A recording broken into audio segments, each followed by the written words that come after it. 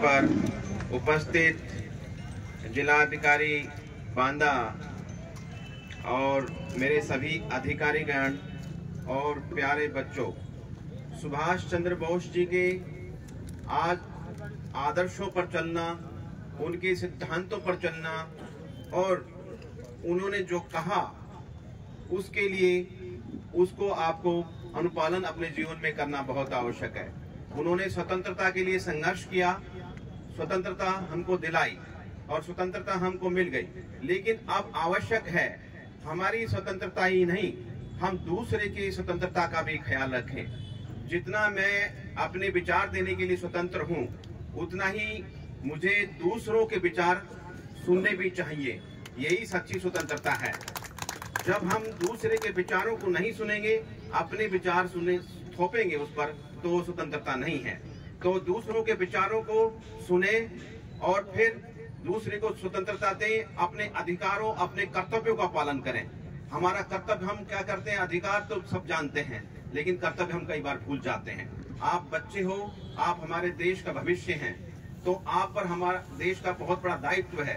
तो आप हर नियमों का पालन करें, सुरक्षा का ध्यान रखें, रोड पे चलते हुए दूसरों की स्वतंत्रता का, दूसरों की सुरक्षा का भी ख्याल रखें। और देखिए, अवेयरनेस, मैं हमेशा कहता हूं, आप अवेयर रहें। जब अवेयर रहेंगे तो आपसे कभी कोई गलती आसानी से हो नहीं सकती। यानी कि जब रोड पे चल रहे हैं तो रोड पर ही चलें, दिमाग कहीं और नहीं होना चाहिए। पूरे ध्यान से, पूरे कंसंट्रेशन के साथ रोड पे चलें। जब पढ़ाई करें तो पूरी क्षमता के साथ, एक फायर के साथ पढ़ाई करें और अपनी पूरी शक्ति लगा दें। दुनिया में कुछ भी असंभव नहीं है, सिर्फ हमारे अंदर इतनी बुद्धि और इतना कुछ है, हम दुनिया की लाइब्रेरी को अपने अंदर समा सकते हैं। लेकिन क्या है कि हम उसको जगाते नहीं, हम उस माइंड का बहुत कम प्रयोग करते हैं।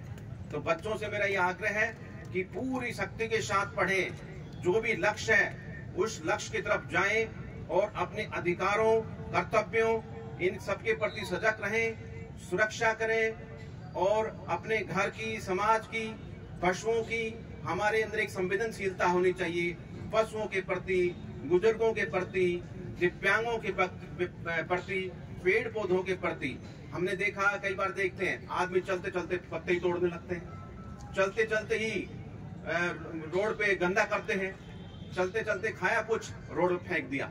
एक छिलका केले का आपने फेंका, वो किसी की जान भी ले सकता है, वो मानसिक रूप से उसको अपंग भी बना सकता है।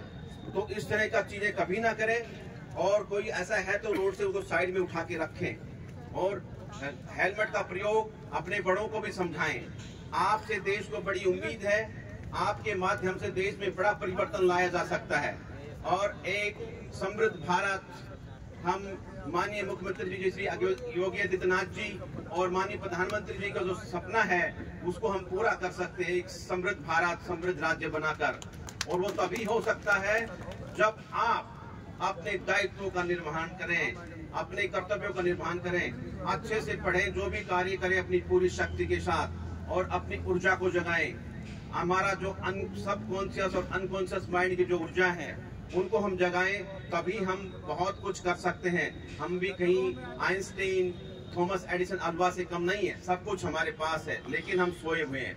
हमें खुद को जगाना है।